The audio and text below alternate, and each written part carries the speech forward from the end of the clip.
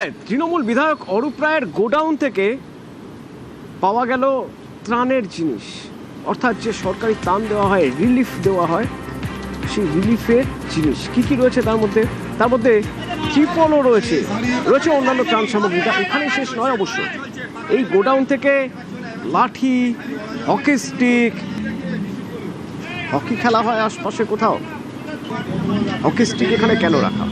আমার সঙ্গে দেবাশিস রয়েছে সরাসরি। দেবাশিস, এই যে গোডাউন অরূপ রায়, এই গোডাউন কি মানে গোডাউনে ঠিক কি কি থাকার কথা, মানে কেন তার এই গোডাউন রাখা ছিল, কি কি থাকার কথা? এই যে ত্রাণের টিপলগুলো রয়েছে, এগুলো পাওয়া গেল কিভাবে? দেখো, অবশ্যই আমরা দেখছি গোটা রাজ্য জুড়ে কিন্তু এই ঘটনা ঘটছে, তবে সেখান থেকে অরূপ রায়ও বাদ গেল না। তার কারণ অরূপ রায়ের যে বাড়ির সামনে সেখানে সেই গোডাউন, সেখানে যখন আজকে সাধারণ মানুষ বিভিন্ন জায়গা থেকে যারা ঘুরছে, হঠাৎ করে দেখে যে সকালবেলা দুটি ম্যাটাডোর দাঁড় করিয়ে সেই জিনিসপত্রগুলো সরিয়ে নেওয়া হচ্ছে।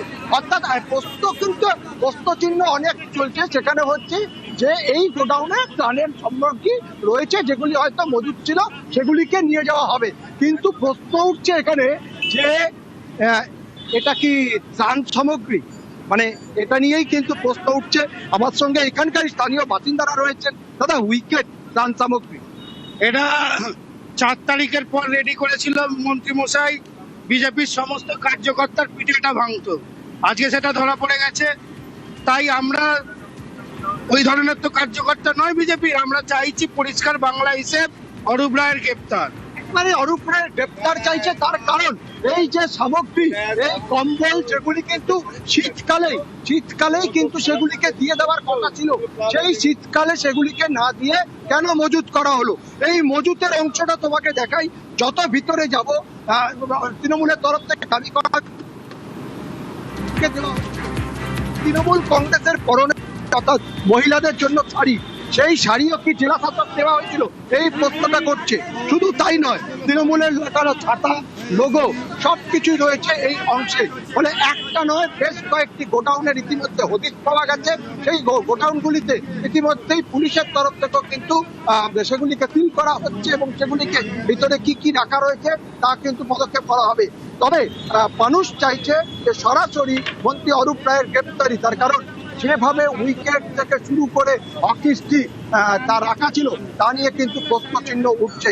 আমরা রাজ্য জুড়ে দেখতে পাচ্ছি বিভিন্ন তৃণমূল নেতা, এমনকি পঞ্চায়েত থেকে কাউন্সিলর, সবার বাড়িতে বাড়িতে এই জিনিসপত্র উদ্ধার হচ্ছে। তবে একজন প্রাক্তন মন্ত্রী, তার গোডাউন থেকে হকি স্টিক, উইকেট উদ্ধার, তা কিন্তু প্রশ্নচিহ্ন তুলছেই, বা নিরাপত্তা, সমাজের নিরাপত্তা নিয়ে। অতনু, দেবাশিস, এই হকি স্টিক রাখার কোনো ব্যাখ্যা পাওয়া গিয়েছে? মানে যারা ওই গোডাউনে যারা রয়েছে, মানে যারা কর্মীরা, যারা ওই ম্যাটাডোরে মাল তুলছিলেন, তারা কিছু জানাচ্ছেন এগুলো কোথায় নিয়ে যাওয়া হচ্ছে? দেখো, তারা কিন্তু বারবার করে জানাচ্ছে যে জেলা শাসকের তরফে তাদেরকে পাঠানো হয়েছিল, জেলা শাসক যে সম্পত্তি অর্থাৎ যে ত্রাণ সামগ্রী, সেগুলিকে নিয়ে যেতে বলা হয়েছিল। কিন্তু তারা জানেও না যে এই ত্রাণ সামগ্রীর মধ্যেই রয়েছে হকি স্টিক থেকে উইকেট থেকে শুরু করে একাধিক, মানে বলা যেতে পারে গোডাউন ভর্তি ইট পর্যন্ত রয়েছে। সেগুলি কি কারণে রয়েছে তারা সেটি জানে না। এমনকি যে করোনা সময়, সেই সময়কার যে পিপি কিট, বস্তা বস্তা পিপি কিট, সেগুলিও কিন্তু পড়ে রয়েছে। ইতিমধ্যেই এই পরিস্থিতি নিয়ন্ত্রণে আনতে কিন্তু কার্যত যেটা বলা যেতে পারে, আমরা দেখতে পাচ্ছি যারা বিক্ষোভ দেখাচ্ছে। কি অভিযোগ, কি এই বিক্ষোভের ছবিটা একবার দেখতে চাইবো। দেবাশিস, একটু সঙ্গে থাকো। মানে দেখো, কার্যত